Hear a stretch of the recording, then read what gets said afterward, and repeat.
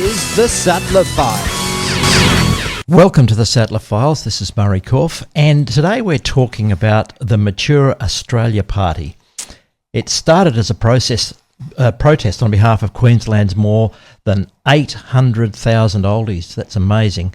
The so-called Grey Army, and that was 2 years ago. But the group of angry oldies has morphed into a fully fledged political party at the July 2 federal election. It's called the Mature Mature Australia Party. Is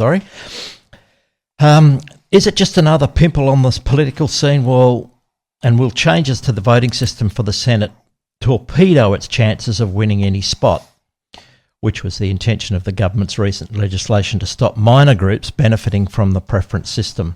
Let's see how the party is planning to attract votes. Its representatives are with me in the studio, having released the names of its WA candidates for the poll. Hello, Stuart. Good morning, Murray. Good morning, listeners. Stuart Donald, and later on we'll be talking to Mick Connolly and Paddy Bradshaw.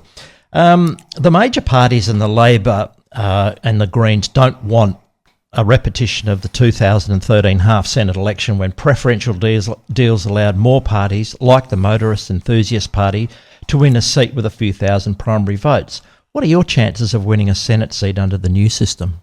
Murray, we're very positive about our chances across the nation, not only here in Western Australia. Because it originated in Queensland, didn't it, quite some time ago? That's right. It started over in Queensland, and the party's now gone nationwide. Originally, it was going to be a party that was going to stand for the state elections in Queensland. However, the support of the Mature Australia Grey Army nationwide was very, very strong. And let's face it, the people over 50, the pensioners of Australia, they needed a voice in Parliament. They needed somebody that was going to back them and basically be their superhero, because they're ringing us all the time. They're emailing us all the time. They're ringing us and they're scared. They're worried about what's happening to their futures. The people with self-funded retirees, their incomes are coming down also. I'm one of them. Right. And now we hear things like the government saying that they want pensioners to reverse mortgage their homes to fund their own pensions. And as far as we're concerned, it's just not on, Murray. Yeah. Now, your party originated almost 2 years ago in Queensland, labelled by some commentators as a cranky old people's group. Are you expecting only oldies to support you guys? No, not at all. We've got members in our party from the age of 18 through to the age of 90. Wow. So it's we are the Mature Australia Party. I'll be the first to admit that we are backing the over 50s, but we're backing all of Australians that need support out there. Yeah. The respect in government is gone, and we're aiming to return that. Now, I've read some of your policy manifesto. Do you cover the whole spectrum of policies, or are you narrowing it down to something that's a little more focused on the older population? No, not at all. Once again, we are supporting the over 50s. Don't get us wrong there. Yeah. But our policies cover all aspects of politics here in Australia as far as foreign ownership goes. We've got policies on infrastructure, budgetary policies, and aged care policies, schooling, all of that sort of thing. So we've got policies across the board. So, and obviously there are policies that you're going to look at to support the ageing population, and that is the things like superannuation, pensions, and I noticed from your manifesto you cover a lot of things in there that I know that a lot of people are worrying about. Can you expand on a bit of that for us? Absolutely. The pensioners need to be they need to have an income stream that's going to actually able them to have a decent sort of absolutely. Yeah, we've got pensioners out there at the moment that can't afford heating in winter. They're having trouble putting their food on the table. We've also got a lot of people out there that can't pay their rates or their water rates, and they're actually building those up, so when their property is sold, it'll be taken off the price of their property. We've got a lot of people out there that are self-funded retirees, and they just don't know where the income's going to come from. Yeah. So we're looking at making sure that the pensioners get at least 85% of the minimum wage in Australia. The government are talking about reverse mortgages on those that own their own home. Now, let's face it, not everybody owns their own home. Is it fair that only those that are owning their own home have to reverse mortgage, and what do the others do? Murray, the whole system's not fair. Mm. Okay, let's face it. It shouldn't be happening. It shouldn't even be. It shouldn't be. It shouldn't even be on the table or on the agenda. But it goes further than pensioners having to reverse mortgage their homes. We're talking about a government that they're saying that if your child is going to go to childcare, they'll pay for it, but you'll pay for it. Yeah. Okay, if they want to go to school or tertiary education, once again, they'll allow them to go there, but you'll incur the bill. Now, if that bill's not paid before you die, they'll sell your home and they'll recoup their costs before any of that money goes to your estate, and that's what they're telling us. Yes, that's absolutely the way I understood it to be. So, what happens about then? Is it fair that the people that own their own home at the moment are saddled with that as the only option of funding their lifestyle? What about those that don't own a home? Exactly. And that's what we're all about. I mean, how do they get there? They're going to fall in the gap, and that's it. Already we've got a population in Australia of homeless, which is out of control. I mean, we are the lucky country. We've got homeless in our own country here in Australia. Yeah, it's a disgrace. It certainly is. All right, and the problem's going to get worse and worse and worse. What's going to happen when the pensioners can't afford to pay their rents? What's going to happen when the pensioners can't afford to live? And now let's take it a step further. The government wants to take $1.3 billion out of the aged care budget. I've got ladies ringing me in tears wanting to know if they're still going to have the silver chain or their aged care provider come around and be able to wash them and help them and do the washing or hang the washing out or clean the bathroom. They're saying now, or they're scared. They don't know what the future holds, and it's not fair. We're talking about the people that built this country. They raised families. They worked. And they've done their hard yards. They need to be respected now in their old age. Yeah. So you're fielding seats all over Australia, aren't you? This is a national push as a new party, basically. Absolutely. We'll have candidates in all of the states in Australia, and we'll have lower house representatives also. Yep. So we're not having a small crack here. We're having a big crack, and we're out there to fight for mature Australia. We're not saying we're not fighting for the rest of the country. Don't get me wrong. We're fighting for the benefit for the best of all Australians in our nation. So it sounds like what you're trying to do is to turn it on its head so that a really fresh and different approach to almost every aspect of... Every single aspect, okay? The government we've got at the moment and our past governments have done us no favours. There's no respect in government at the moment. No. There's no trust in government at the moment. I mean, let's look at our foreign policies. We've got a government out there that's making... deals with the United Nations and things like that without even involving the Australian public. We've got deals like the TPP that Australians know nothing about all the consequences of what these deals are going to do to Australians. Yeah. And what about foreign aid? I mean, one of the big budget items we see every year is foreign aid. You know, billions of dollars go out the door when we have all sorts of issues here that we're not funding. Exactly. Look... But do you think Australia would be seen internationally as irresponsible if it withdrew too much of its aid? I think Australia would be seen irresponsible if they don't support Australians first and foremost. Let's fix our own problems first.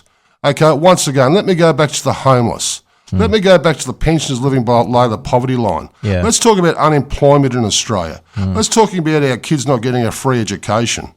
Okay, let's talk about the deficit in our economy. Let's get our country back on the tracks first. We want to bring Australia back to be the lucky country again. I'm not worried about overseas foreign aid.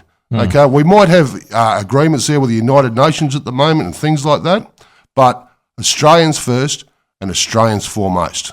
Sounds fine to me. We're talking with Stuart Donald, who's a Senate candidate in the upcoming election for the Mature Australia Party.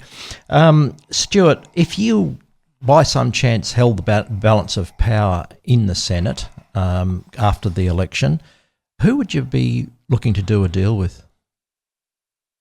I mean, we won't do a deal with anybody that doesn't align with our own principles. Okay, we're not out there to do deals with the major parties. Right. Okay, we won't take, for example, we won't accept a corporate donation with a string attached. We won't have anyone taint our opinion or our point of view.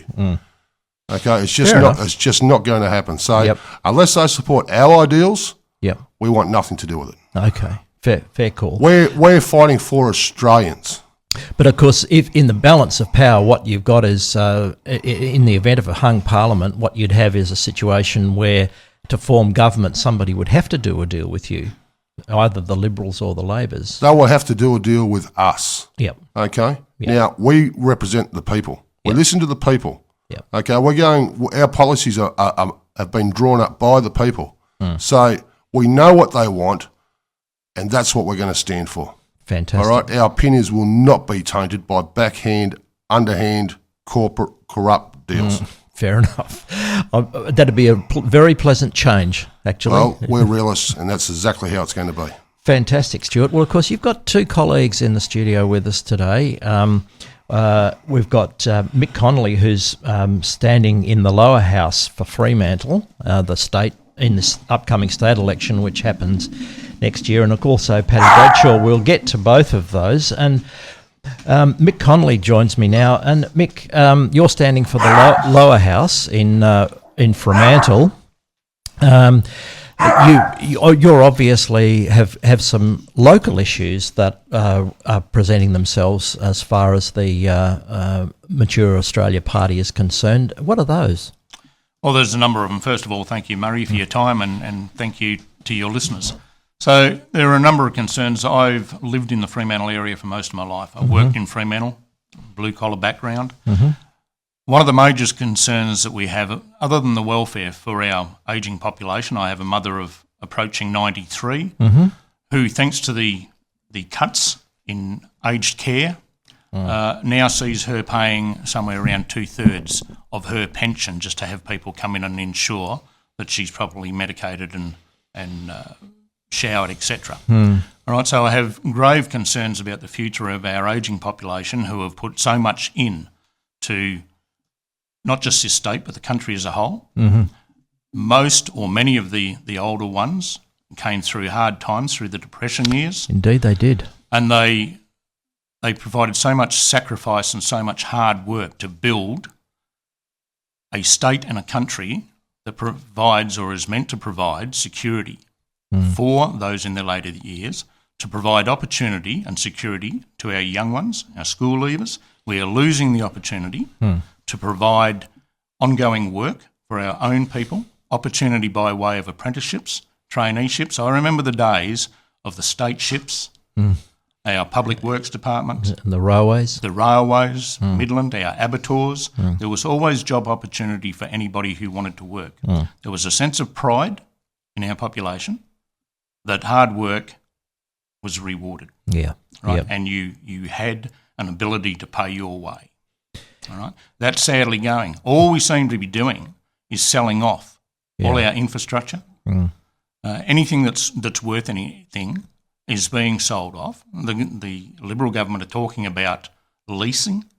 Now, they did it in the Northern Territory just recently where they let the Port of Darwin out on a 99-year lease. So the people of the Territory effectively have no say in how some of their major infrastructure is managed for that period of time. We talk about privatisation, but what about true privatisation? Our public transport system.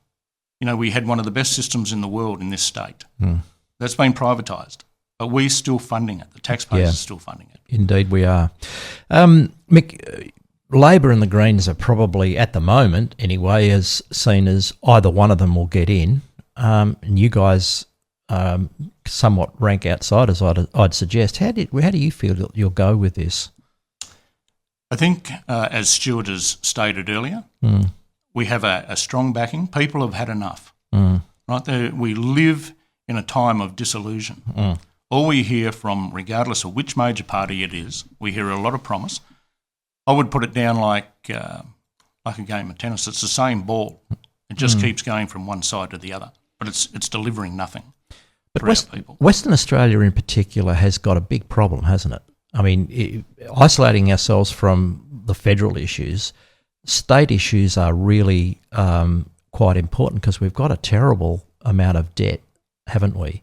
We do. And that's going to be hard to come back from unless we have another boom of some sort that really gives us some much needed revenue into the coffers. But we have a big problem, don't we? We do have a big problem, and part of the problem is that people set themselves up on the back of the resource booms, right? There is no education and there's no plan for what happens when the boom comes to an end. We've seen this cycle time and time again, but we have so much natural resource in this state. Yep. We have the water, the wasted water in the north of this state, but yet we're screaming out about water shortages down here. Now, to bring that water down, not just to West Australia, but to the other states, to South Australia, New South Wales, Victoria, anybody who needs that water, the employment opportunities that would provide, not only for those in the major cities, but in regional areas. Yeah. If that work was shared about the opportunity that would bring for all West Australians, for all Australians. Yep. We're talking with Mick Connolly, and he's a candidate for the lower house of in the next state election in the seat of Fremantle, and he's standing on behalf of the Mature Australia Party. Mick, the Premier wants to sell off the Port of Fremantle. We were just talking about infrastructure sales. I take it from what you've said that you wouldn't support something like that? I certainly wouldn't support it. My father, my grandfather, my wife's father, all worked on the waterfront. It provided ongoing employment opportunity. It delivers enormous revenue for this state. If we sell it off, there's a short-term gain. But once again, who is going to be providing the upkeep of that facility? Yeah, that's the problem, isn't it?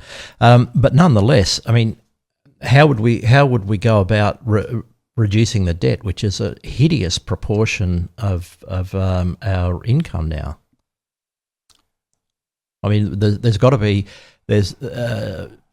be perhaps some sort of sale of assets in order to put our financial house back in order, because it's really out of whack right now, isn't it? I'm not opposed, Murray, to finding partners in business when you have a failing business or a debt that you're having trouble managing. But, you know, to sell something off completely, you know, the state stands too much to lose. We're talking, the ALP is now talking about the outer harbour for Fremantle increasing. We have the Prime Minister of the country talking about the increased opportunities and revenue through increasing the ports across the country. Right? But I don't know. Yeah, fair enough. Mick, it's great to have you here talking to us about the party and, of course, what you stand for as part of the party. And I do want to get on and talk with Patty too as well. So thank you so much for your input today, and best of luck in the upcoming election.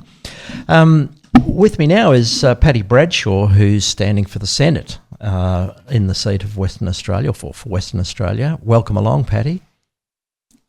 Thank you, and thank you, listeners. Patty, we've got a new party, the Mature Australia Party, and you're standing as a candidate for that. What do you think your chances are? Excellent. I'm pleased to hear it. I wouldn't be here otherwise. No, indeed not. Look, it's going to be a difficult road, isn't it, to get your message out there in the face of all the other noise that the wealthy parties have got to for their commercials, and everybody wants to know what Bill Shorten's saying and Malcolm Turnbull is saying. The minor parties often don't get a look in with these sorts of things. No. How are you going to get your message out? We don't have the financial backing that they have, but word of mouth is a huge asset. Facebook is a huge asset. And if you have a look on Facebook, that's the way it's getting spread. Indeed, and your website's very good too, I might say, just by way of an aside. Yeah. So you think social media is going to get you there? Well, it'll certainly be a big part of it. The other thing is we are going to be doing face-to-face with people, with meeting in the parks, getting people to come together and telling us what it is that they're concerned about. And then that's through Facebook again, where they're telling us, come, we want to meet you. Yep. So there's already one that's in the pipeline for Albany. Fantastic. So it's getting around. Yeah, that's fantastic. And I suppose that's one of the difficulties as a fledgling party that you've got, is getting your message out there in the face of, as I said, all the other noise and rubbish that we're hearing on, even as early as this, on television. We've got another, is it 7 weeks to go Something before like the that, election? yeah. I mean, it's a very dispiriting thought, really, to have to put up with that for the next little while. And amid all of that, you've got to make yourself heard as well, because you've got some very what can I say, attractive policies for those of us that are in the upper age group. Well, that's what attracted me to the party, was having a read through the web page, and we saw this on one of the morning programs, my sister and I, and we were nodding our heads saying, yes, we agree, we agree. And then Deb turned around to me and said, you'd be good at this. Why don't you look into it? So yes. That's how I got into it, was doing that. And then I rang up Stuart and spoke to Stuart, and that's Stuart Donald, who's your colleague in the Senate as well. That's right. Yes, and everything that we're doing, I agree with, or else I wouldn't be doing it. No, and I'm certainly not one to go with the sheep. No, no, I get a sense of that. Patty, Ernie Bridge had a dream about a pipeline from the Kimberley. Is that part of your manifesto? Would you like to see something like that happen? That should have been done 40 years ago. Yeah. And that's what was talked about 40 years ago. Are you going to push for that? Absolutely. If we can't use our natural resources for our own benefits instead of shipping them offshore, we've got to have the benefit of them first. Yeah. Okay. How would you pay for it? I mean, I've seen estimates that run into mind-dizzying billions. I mean, that's a big project to do, isn't it? Yeah, and I'm sure that there will be partnerships involved with that. There'll be a lot of private enterprise that would want to come into that to have a bite of the cherry, provided it retained maximum ownership to the people. Yeah. Yeah, on it. That is important, isn't it? Yes. Because that's all part of the overall policy that the Mature Australia Party has got, and that is they want people more involved and able to access their representatives. Yeah, I think the community has become pretty apathetic when it comes to politicians, and they say, well, why bother? Because they're going to do what they want to do anyway. Yeah. But then on the other hand, you hear everybody complaining about them, and it's time for people to start, supporting themselves and doing something for themselves instead of expecting everybody else to do it. Yes. And the way that they can do it is to contact us through the Facebook, coming through the web page and then onto the Facebook if they want to do it that way, and telling us. And then that way we've got guidance from them, which is what our party's all about, is guidance from the people.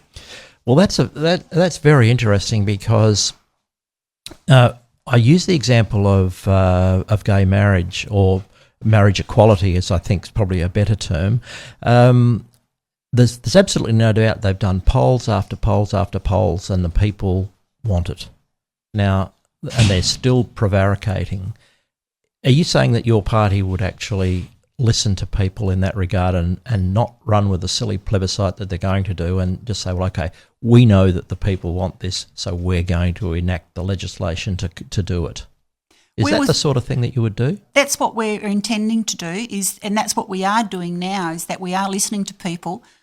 If you want something done more specifically, you become a member of the Mature Australia Party and you have a say in the voting. It's majority rule. Okay. And rather than a what do they call them, the faceless men of other parties that are around, the backdoor deals and all of that sort of thing. So that's a platform and a principle that the Mature Australia Party is going to stand on. Absolutely. We're not a one person running this party. This is the members that will be running this party, and it's the majority that rule. If the majority want something, then that's what we'll push for on their behalf. Yeah. And do you have any particular party? I mean, obviously, if you did manage to get the balance of power in the Senate, the majors were looking to you to support them to form a government, which one would you be more likely to go for, do you think? Neither. To be honest, neither. Well, but, look, I mean, it would be something that would have to align with us. They would be doing a deal with us. We're not doing the deals with them. Okay, so they would would have to come to the way that we think. Okay, so you would be asking for deals that closely align with your policies. That's correct. In order to get them into government. Absolutely.